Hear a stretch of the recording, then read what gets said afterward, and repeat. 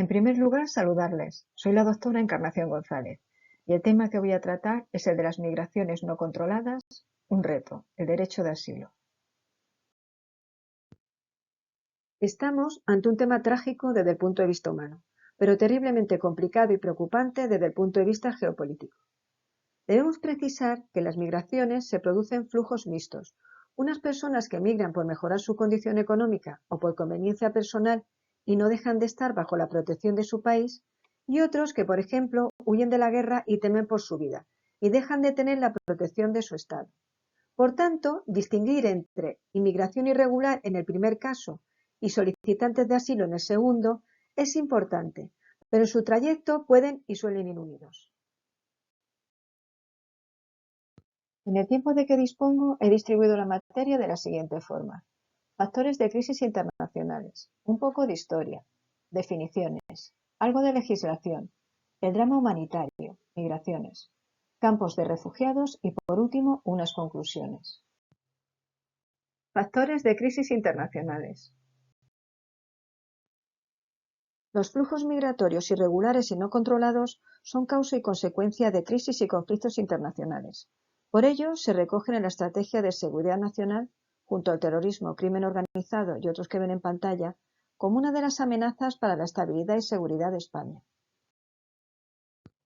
Además, es un tema en el que confluyen todos los factores de crisis presentes en los conflictos internacionales, como son los ideológicos, crisis alimentarias o pandemias. Estamos en un mundo globalizado, pero a la vez fragmentado. Por tanto, para hablar de la seguridad nacional de un país en concreto, tendremos que hacer referencia también a los factores que intervienen en la seguridad de otros países colindantes y fronterizos, así como otros más distantes, pero con gran influencia. Aquí incidimos y repetimos todas las amenazas que señalamos hace un momento. La situación en el Sahel, una región fallida, es de primordial importancia para la seguridad nacional en España. La estabilidad de Marruecos, Argelia y Túnez también dependen de esta zona. El Sahel atraviesa una de las crisis de desplazamiento que crece con mayor rapidez en el mundo. Combatientes de Asia o de Medio Oriente se trasladan fácilmente por los extensos terrenos del Sahel, debido a la porosidad de sus fronteras. Por ejemplo, actualmente la inestabilidad provocada por Boko Haram afecta a más de 30 millones de personas en Camerún, Chad, Níger y Nigeria. Las corrientes migratorias que van desde el sur hacia el Mediterráneo han intensificado los conflictos y existencias de mafias de todo tipo. También la extracción de oro se ha intensificado en la zona desde 2012, lo que ha llevado a mayor contrabando y delincuencia. En cuanto a Naciones Unidas, con la misión multidimensional integrada de estabilización de las Naciones Unidas en Mali, el 30 de junio el Consejo de Seguridad de las Naciones Unidas decidió poner fin al mandato de la misión, a petición expresa del gobierno de Mali. Y con respecto a la Unión Europea, con la misión de entrenamiento de la Unión Europea en Mali, de los 22 países que llegaron a aportar tropas, ya solo permanecen 8: Portugal, Rumanía, Austria, Finlandia, Hungría, Bélgica, Lituania y España, con un total de 160 efectivos, de los cuales 135 son españoles. Frente a esto, China logra la simpatía en estos territorios, prometiendo no interferir en asuntos internos y ayudando en el desarrollo económico, infraestructuras, energía, logística, recursos minerales y bienes inmuebles. Y Rusia continuó expandiendo su influencia en la zona con el argumento de que apoyó los movimientos independentistas y nunca fue una potencia colonial. Ahora pasamos a señalar que, por un lado, la inmigración constituye la alternativa más sencilla y barata para resolver el problema de regresión demográfica a la que se enfrenta Europa. Pero aun siempre teniendo presentes en nuestras actuaciones el cumplimiento de los derechos humanos y velando por una integración inmigratoria, hay que señalar que la inmigración, para que realmente pueda ser una solución, debe ser regular, reglada y ordenada, y que esa integración sea real por ambas partes. En mi opinión, ante una oleada incontrolable de inmigración irregular, se debe vigilar y proteger la frontera, a la vez que proteger al mismo inmigrante de las redes y mafias presentes en estos movimientos migratorios, ya que si no, en vez de conseguir un efecto positivo en el país de acogida, tanto para el inmigrante como para el Estado receptor, lo que sucede si se aumenta la cantidad de personas o posible mano de obra por encima de las expectativas es que se derive en un incremento de la inseguridad y en una prolongación de los problemas del país del que salieron al lugar donde llegaron. Problemas entre los que incluimos la posibilidad innegable de que en grandes movimientos migratorios no podamos saber cuántos agricultores, médicos, enfermeros, profesores o terroristas hay. Sí que se afirma que muchos solicitantes de asilo o las segundas generaciones inmigrantes que llegan a Europa no consiguen en muchos casos un nivel de adaptación y tienen un conflicto de identidad. Por tanto, son personas más fáciles de ser captadas para emprender cualquier acción que les haga sentirse útiles e importantes, como pueden ser acciones terroristas. Ejemplo lo tenemos en los atentados en Barcelona y la información que ven en pantalla del origen de los autores de dichas acciones terroristas. No olvidemos que Barcelona, Ceuta y Melilla figuran como las ciudades con más estrecha relación con este tipo de actos.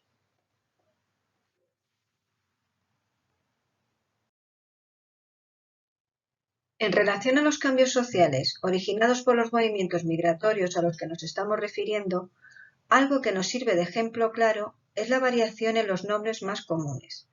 En Londres ya no es Jack uno de los más habituales, sino que figura en primer lugar el de Mohamed.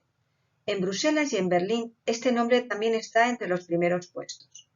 En España sucede lo mismo en Ceuta y Melilla, aunque por ahora Antonio continúa figurando en el primer puesto a nivel nacional. En la comunidad catalana se ha preferido optar por inmigrantes procedentes de países no hispanohablantes, para favorecer el aprendizaje del catalán, ya que si alguien al llegar no habla ni español ni catalán, es más fácil, ya que hay que aprender un idioma nuevo, optar por el del lugar donde se va a residir, es decir, el catalán. Un poco de historia. Etimológicamente, asilo deriva del término griego asilo, sin captura, y del latín asilum, templo inviolable. La primera constancia escrita relativa al asilo la encontramos en el Tratado de Cadés, primer tratado de paz del mundo, suscrito por el faraón Ramsés II y el rey hitita Ayusif III, en el siglo XIII a.C., 15 años después de la guerra del mismo nombre. Actualmente, la tablilla de la versión hitita se encuentra en el Museo Arqueológico de Estambul. En el origen de la figura de asilo se aúna un concepto social y un concepto sagrado, de hospitalidad y de inmunidad de jurisdicción. La figura de asilo se remonta a los pueblos nómadas con la figura de los hombres de la tienda, caracterizados por su hospitalidad. También la encontramos en la cultura griega con el asilo otorgado por Teseo a Edipo. En el pueblo romano, cuando Rómulo fundó la ciudad de Roma y creó el asilo, que era el lugar donde se acogería a todo aquel que llegara a la ciudad. En España fue legislado por distintos reyes desde la época de Teodorico II, en el siglo V. El cuadro El derecho de asilo de Francisco Javier Amérigo, en el Museo del Prado de Madrid, nos introduce en la Edad Media y en el asilo en sagrado, una figura en la que delincuentes arrepentidos podían desde principios del siglo IV hasta finales del siglo XX acogerse al sagrado. Deriva, por un lado, de la hospitalidad del pueblo nómada y, por otro, incorpora la inmunidad en la jurisdicción en lugares sacros. La lista de delitos protegidos fue disminuyendo y esta figura fue abolida en Francia en el siglo XVI, en Inglaterra en el XVII y en España contábamos con el Concordato de 1953 firmado por Franco y el Papa Pío XII. Ya no existe esta figura toda vez que el Concordato quedó derogado por la entrada en vigor de la Constitución de 1978. Pero aún así, últimamente todavía hay quien pregunta sobre su viabilidad. Sin embargo, y pese a lo que acabo de exponer, de su derogación, desde enero de 2018 volvió a aparecer con más fuerza esta figura en el movimiento santuario en Estados Unidos, iniciado ya en la década de los 80, donde iglesias y congregaciones dan refugio a indocumentados, porque los funcionarios de inmigración y aduanas las consideran lugares delicados, santuarios donde por lo general restringen su acceso y evitan realizar operativos. Incluso han retirado multas de miles de dólares a inmigrantes indocumentados con orden de deportación. Continuando con nuestro recorrido por la historia, el pueblo azteca recogía la figura del asilo que estamos tratando en tal forma que si un esclavo, por motivos de deuda o delitos, lograba llegar a Tepano, Palacio Real, obtenía su libertad. Solo podían impedir este acto de llegada su dueño o los hijos de éste. Si alguna otra persona lo intentaba, podía terminar siendo esclavo también. Otro ejemplo es el asilo que solicita el jorobado Quasimodo de Notre Dame para la gitana Esmeralda en la obra Nuestra Señora de París de Víctor Hugo. Ahora nos situamos ya en el siglo pasado y tras la guerra de los Balcanes, la Primera Guerra Mundial, la Revolución Rusa y la Segunda Guerra Mundial, se producen grandes movimientos migratorios.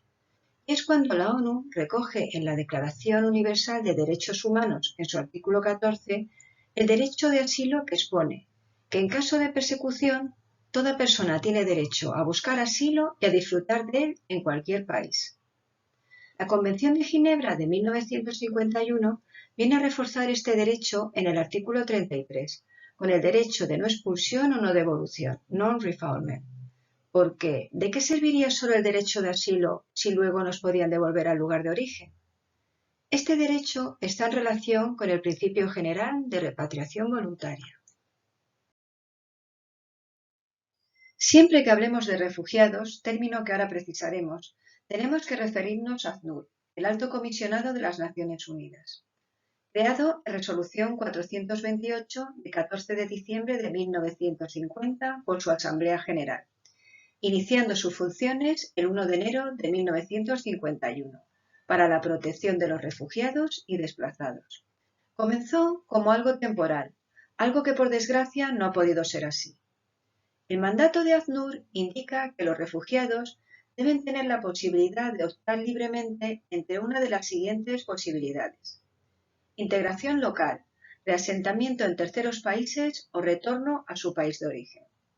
Ninguna de estas posibilidades es factible para los refugiados de Palestina, ya que las dos primeras son inaceptables para ellos y para los países en los que se encuentran, y la tercera, el retorno a su país de origen, es absolutamente rechazada por Israel. Por ello, es otro organismo de Naciones Unidas, UNRWA, quien se encarga del problema de los refugiados en Palestina. UNRWA tiene sede en Amán y Gaza y actúa en Jordania, Líbano, Siria, Gaza y Cisjordania. ACNUR tiene sede en Ginebra, está presente en 135 países.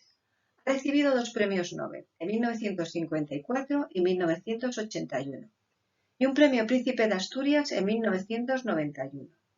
ACNUR puede movilizar, gracias a su equipo de respuesta inmediata en emergencias, a más de 600 expertos para llevar ayuda urgente a 500.000 de personas en cualquier lugar del mundo en un término de 72 horas.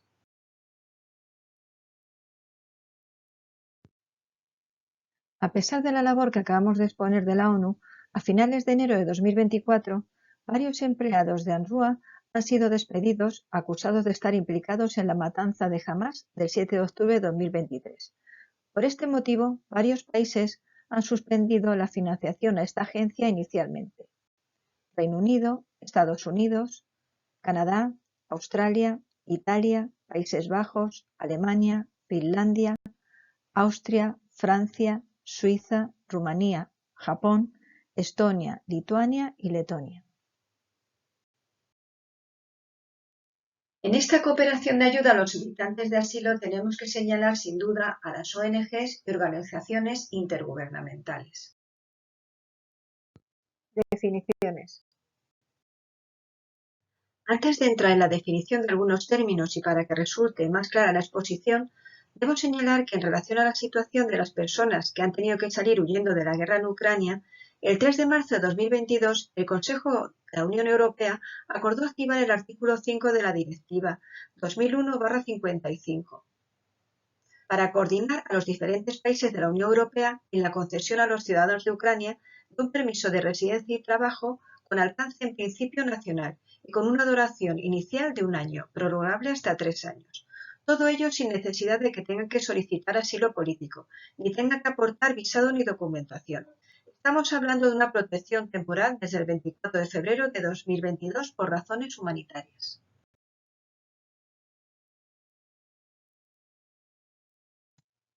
En primer lugar, señalar que aunque coloquialmente denominamos refugiado a todo aquel que busca refugio o asilo, desde el punto de vista administrativo, refugiado solo es aquel que, tras solicitar asilo en un país y ser admitida a trámite su solicitud, es resuelta favorablemente y obtiene entonces el estatuto de refugiado. Comencemos ahora con el término migrante, que sería todo aquel que se desplaza por conveniencia personal, por motivos económicos o de mejorar su condición social. No existe un temor a volver a su país porque peligre su vida. Otro término sería desplazado interno. Es aquel que al estallar un conflicto o suceder alguna catástrofe se desplaza de un lugar a otro, pero dentro del territorio de su mismo estado y no cruza la frontera. Para hablar de supuesto de protección internacional, comencemos con el término refugiado.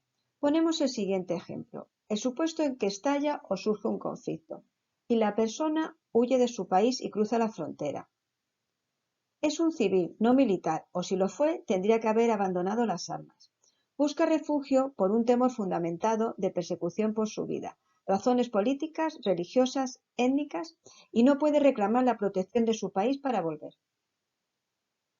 Hay que precisar que hay casos en los que para solicitar asilo o estatuto de refugiado, aunque acabo de señalar como ejemplo que estallaba un conflicto y se cruzaba la frontera, puede darse el caso de que alguien se encuentre ya fuera de su país y pida refugio de forma sobrevenida.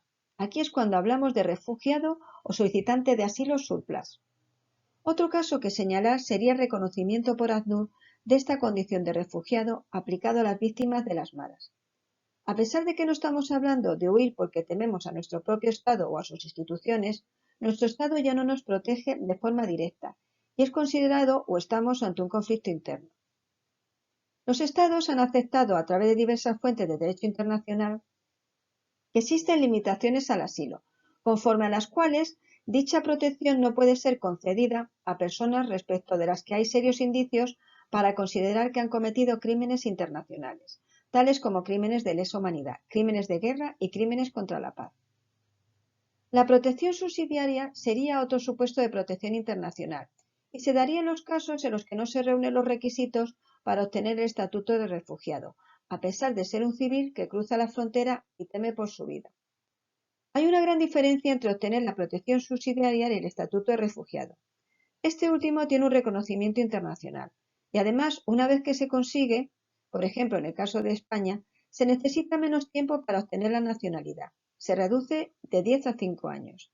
Además, en el caso de la protección subsidiaria, esta situación es revisada cada 5 años. Otra posibilidad para poder permanecer de forma regular en un país sería la residencia temporal por razones humanitarias. Otro término a señalar sería el de migrante o desplazado forzoso ambiental, mal llamado según ACNUR refugiado ambiental. No acepta este término, que apareció por primera vez en 1985. Sería aquel que tiene que huir debido a desastres medioambientales, cada vez más numerosos por desgracia. Por último, el término apátrida sería aquella persona que carece de nacionalidad. El tener nacionalidad es realmente esencial, ya que sin documentación no se puede acceder a los derechos más básicos, como por ejemplo un documento de identidad. Pueden ver algunos ejemplos de apatridia en pantalla. Aquí pueden ver un esquema con los pasos para la presentación de la solicitud de asilo, impreso que consta de varios folios y que una vez que se presenta en frontera, aeropuertos, centros de internamiento de extranjeros, en comisarías de policía u oficinas de asilo, si se admite a trámite, paraliza el expediente de devolución, en el caso de que existiera. Desde que es admitida, se tienen una serie de derechos y obligaciones. Obligaciones como colaborar con las autoridades, presentar documentación, permitir la impresión de sus huellas o estar localizado. El simple hecho de su presentación y cumplimentado es complicado, ya que se necesita la presencia de abogado, ACNUR, intérprete, apoyo psicológico. Aunque en teoría en 6 meses se tendría que obtener la resolución, esto se demora mucho más tiempo, mientras se dota de una tarjeta que acredita la condición de solicitante y se tendrán los siguientes derechos: alojamiento, manutención y siguientes que pueden ver ustedes en la presentación. Tenemos que hacer una diferenciación entre el término reubicado y reasentado. El primero correspondería, por ejemplo, a la acción de transferir a las personas solicitantes de asilo de un Estado miembro de la Unión Europea a otro, una vez que ya han llegado a suelo europeo por sus propios medios. Recordemos los casos de aquellas personas que al llegar a Europa tras el inicio del conflicto sirio lo hicieron por tres vías principales: Grecia, Italia y España.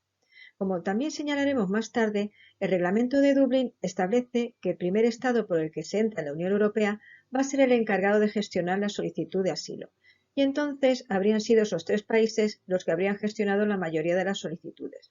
Por eso, con la llegada masiva y por iniciativa de Alemania, en 2016 se optó por distribuir la responsabilidad de esa gestión a todos los Estados, no al que era el primero de entrada, y se suspendió este protocolo de Dublín para agilizar las solicitudes de asilo. Esta distribución se realizó en razón al Producto Interior Bruto de cada país, a su población y tasa de desempleo. El reasentamiento es totalmente distinto, parte de la voluntad libre de los Estados de ayudar, y consiste en el traslado de refugiados que están ya en un país de asilo a otro distinto que ha acordado admitirles y otorgarles residencia permanente. Esta circunstancia puede deberse a diversos motivos. Por ejemplo, que el primer país que los acogió niegue los derechos básicos a las personas refugiadas, o que las autoridades no quieran o no puedan proporcionar una protección eficaz. El reasentamiento depende de la voluntad del tercer Estado. Ningún país está obligado a reasentar a las personas refugiadas. Algo de legislación. Es fundamental, aunque sea solo nombrar, la Declaración de Derechos Humanos de 1948, la Convención sobre el Estatuto de los Refugiados de 1951 y el Protocolo de 1967, la Declaración de Asilo Territorial de 1967, la Convención de la Organización de la Unión Africana de 1969 y la Declaración de Cartagena de 1984. El 17 de diciembre de 2018, la Asamblea General de las Naciones Unidas aprobó el Pacto Mundial sobre los Refugiados. Es un marco para una distribución previsible y equitativa de la carga y la responsabilidad, reconociendo que una solución sostenible a las situaciones de refugiados no se puede lograr sin la cooperación internacional, pero no es jurídicamente vinculante. En la Unión Europea disponemos de la Carta de Derechos Fundamentales y tenemos varias directivas en relación a la materia de estudio. Debemos destacar la importancia de la base de datos Eurodac, que contiene las impresiones dactilares de todos los migrantes irregulares y de los solicitantes de asilo que han sido registrados en los Estados miembros de la Unión Europea y los países asociados. Esta base de datos facilita la aplicación del Reglamento de Dublín, ayudando a verificar si un solicitante o una persona que se encuentra en situación irregular en un Estado miembro ha solicitado previamente asilo en otro Estado miembro. También a comprobar si un solicitante ha sido detenido previamente al entrar irregularmente en el territorio europeo, o para determinar qué Estado miembro es responsable del examen de una solicitud de asilo. En cuanto al Reglamento de Dublín, actualmente tenemos el tercero del año 2013, pero será sustituido por el Reglamento sobre la gestión de asilo y la migración. Y en cuanto a Eurodac, la propuesta de reforma tiene por objeto reforzar el Reglamento Eurodac para mejorar la base de datos de impresiones dactilares de la Unión Europea para todos los migrantes en situación irregular y solicitantes de asilo. El drama humanitario, migraciones. Tragedia como la de Zawara en abril de 2015 a 70 millas de la costa de Libia, con 700 fallecidos, fue uno de los motivos que hicieron que la Unión Europea pusiera en marcha la operación EUNAVFOR Med-Sophia para luchar contra el tráfico de seres humanos y prevenir las pérdidas de vidas en el Mediterráneo. Precisamente esta operación naval se quedó sin activos por la problemática de no haber acuerdo de en qué puerto se quedarían las personas rescatadas. La operación naval Irini, cuyo significado es paz en griego, sustituyó desde el 31 de marzo de 2020 a la misión Sofía en el Mediterráneo central para controlar el embargo de armas en Libia. Aunque Irini no tiene como mandato el rescate de inmigrantes, el derecho del mar obliga a socorrer a barcos en dificultades. Cuando se habla del tema de las migraciones no controladas y los solicitantes de asilo, se da cabida a simple demagogia. Se citan y repiten frases como hacer un llamamiento a una política más garante o se requiere una implicación global, pero la realidad es que para todas las soluciones posibles las palabras son solo eso, palabras, y se requiere una aceptación de la realidad, voluntad, muchos acuerdos y una gran dotación económica que nunca es suficiente.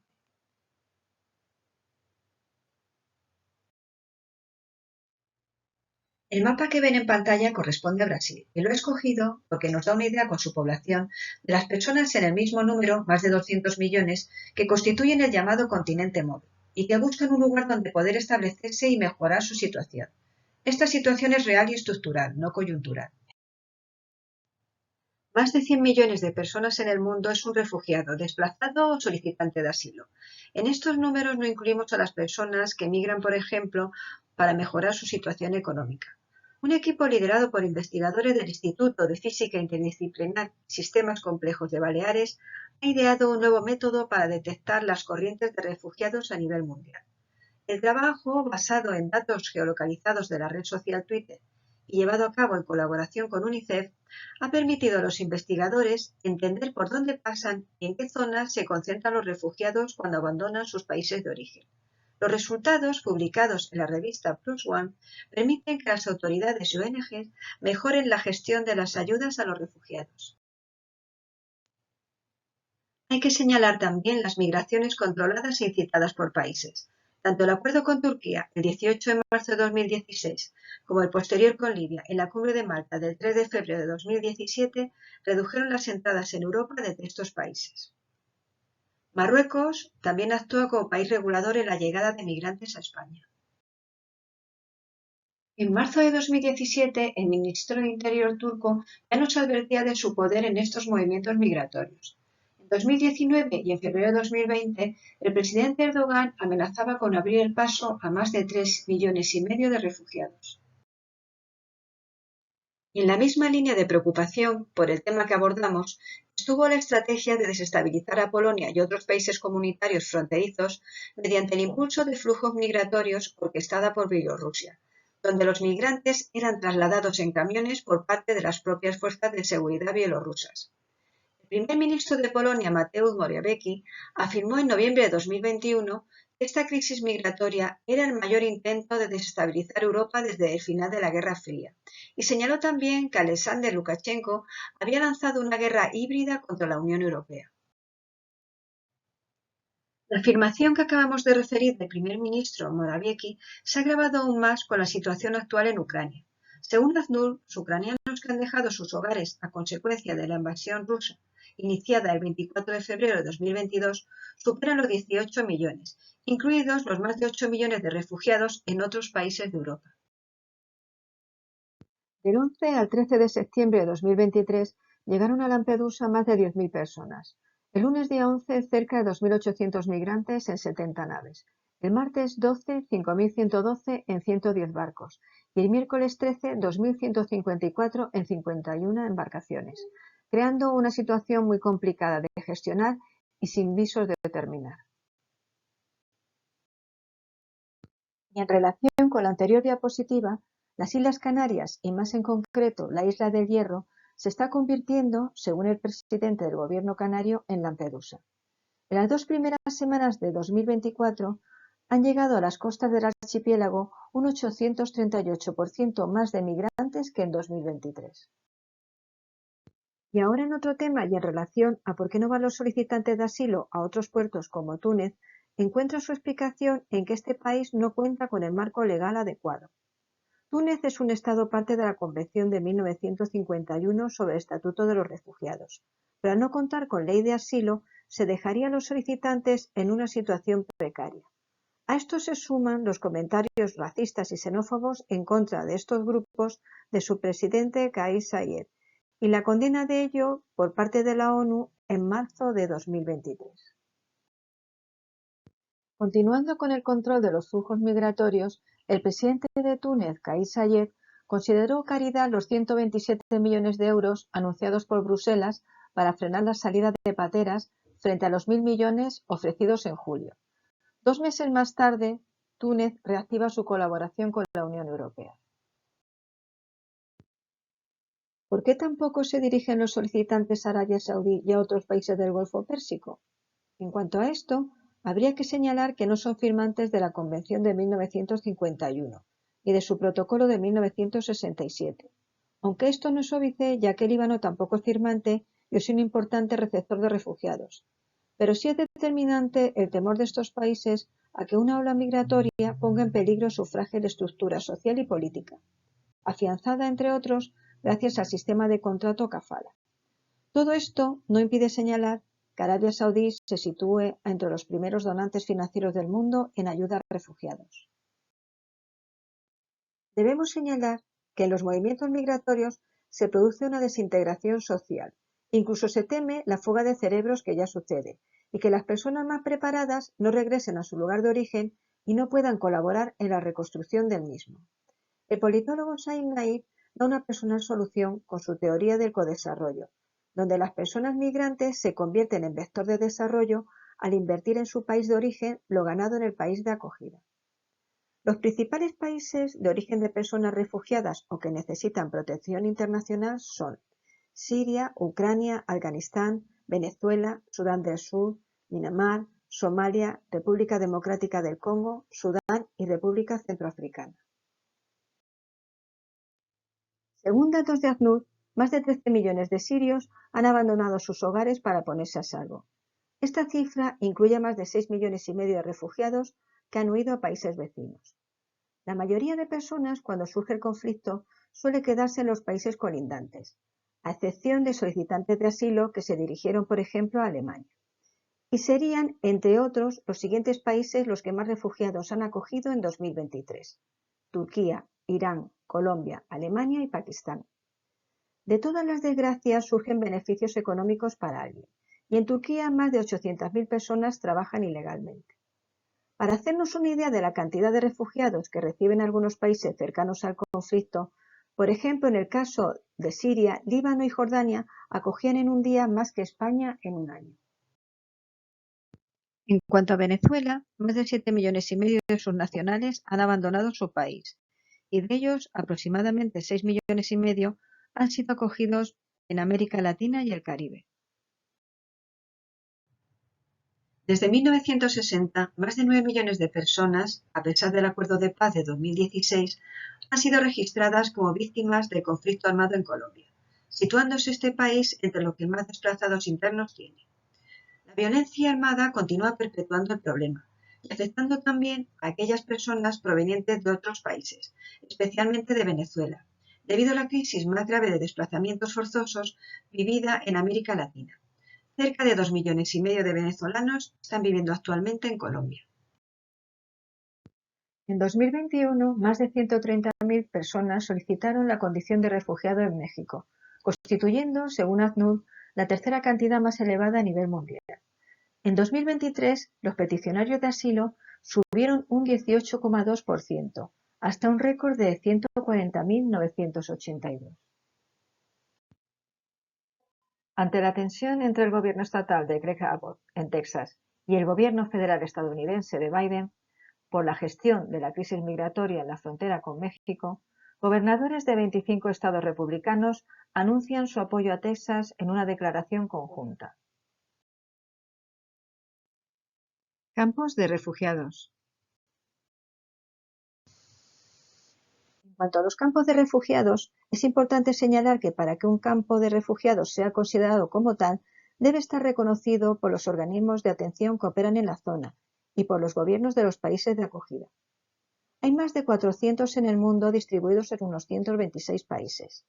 Los más grandes: Kutupalok en Cox's Bazar, Bangladesh, Dadaab y Kakuma en Kenia, Dolo Aldo en Etiopía y Azatari en Jordania.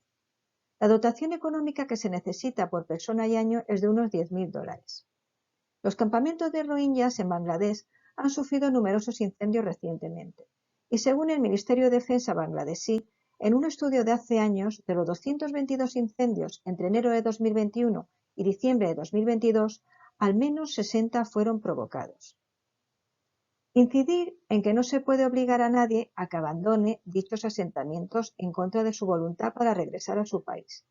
La repatriación voluntaria suele considerarse como la solución más deseable a largo plazo por los propios refugiados y por la comunidad internacional. Este principio y el de no expulsión o no refoulement son dos caras de la misma moneda. La luz es un hándicap en los campos sobre todo de África y gracias a un proyecto denominado litro de luz en el que una botella de plástico se rellena de agua y lejía, se puede obtener luz equivalente a una bombilla de 55 vatios. Otra iniciativa de estudiantes de la Politécnica de Cataluña junto a otras universidades es la creación de una red eléctrica portátil que va a poder dotar de luz a estos campos. También el simple hecho de ir a recoger leña para hacer un fuego pone en peligro a las mujeres, por lo que inventos como el obtener lumbre a base de gases generados al calentar aceite usado son la salvación para muchas mujeres. Otra iniciativa es construir casas con botellas llenas de arena.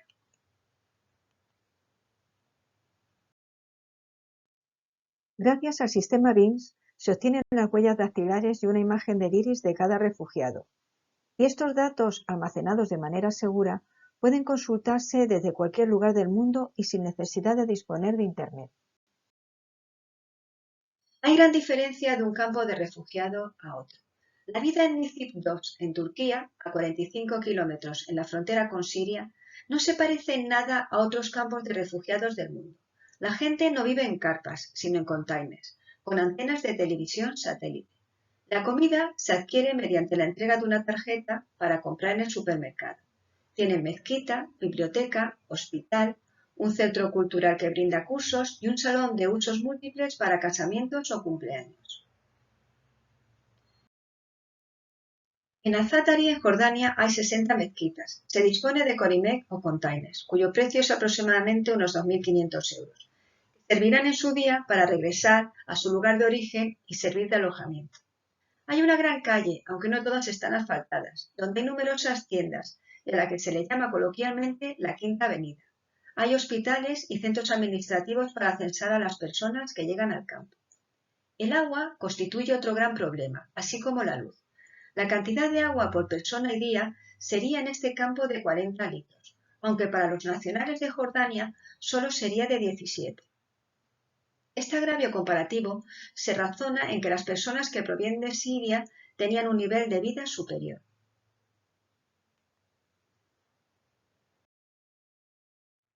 El legado de los grandes conflictos en el mundo se verifica de forma dramática en los campos de refugiados. Se producen robos, hay prostitución, palizas, hay facciones terroristas infiltradas, tráfico de órganos. El Estado Islámico robaba los órganos humanos de sus propios miembros en el hospital de Nínive para venderlos. De acuerdo con el documento aprobado por el llamado Comité de Estudios y Fatuas de Estado Islámico, la vida y los órganos de los apóstatas no tienen por qué ser respetados y pueden ser extraídos con impunidad. En el campo de Yarmouk, en Siria, se produjeron decapitaciones. En relación al trabajo, la única solución posible cuando no existe el contrato es la figura del cash for work. En cuanto a la seguridad en los campos, suele corresponder al Estado. El Ministerio del Interior jordano está a cargo de esta cuestión a través del Syrian Refugee Assistance Department y de la propia policía, encargada tanto de la vigilancia del perímetro exterior como de la sofocación de cualquier disturbio interno. Si se pasase a un nivel rojo, se acudiría al ejército. Hay una unidad especializada, llamada también el equipo SWAT, que se activa únicamente cuando la situación se hace insostenible y la policía regular no puede controlarla. Por último, la Embajada británica puso en marcha en 2013 un servicio privado de seguridad, SIRE, para desarrollar un proyecto de seguridad comunitaria, tanto en Zaatari como en Afrak, implicando a los propios refugiados en un sistema de alerta temprana exponencial, fijando puntos focales por distrito y entrenando a una especie de protección civil voluntaria, algo así como patrullas ciudadanas. El problema estribó en que a menudo estas acabaron siendo extorsionadoras y exigían un pago por sus servicios de protección como una mafia. Asimismo, en Arrak, la policía jordana, en coordinación con la agencia de inteligencia Mukhabara, es la encargada de separar a los cabezas de familia hasta identificar su vinculación con el ISIS. Los ubican en la Villa 5, cercada y solo accesible con permiso policial. Conclusiones. La conclusión es la propia dificultad de la solución. Habría que intentar por todos los medios resolver el problema en origen, tanto en el tema de los solicitantes de asilo como en los casos de inmigración irregular. Ahora ya nadie pone en duda que tras la gran desgracia humana del refugio y los movimientos migratorios, hay grandes negocios y mafias que se benefician de ello. Por eso hay que ejercer un correcto control de las fronteras y aunar el respeto de los derechos humanos siempre presente en cualquier actuación con la protección tanto de las personas que abandonan sus lugares de origen como la de los nacionales del país al que llegan, para preservar la seguridad nacional en todos los aspectos. Para finalizar, debemos señalar que los temas que hemos abordado son cruciales e inciden directa o indirectamente en los conflictos internacionales, en la labor de defensa y seguridad de cualquier país, y que bajo la gran complejidad de su resolución prácticamente siempre encontraremos las razones más sencillas de su explicación: intereses económicos, políticos o religiosos. Y no olviden que hay mucha manipulación y noticia falsa. Muchas gracias por su atención.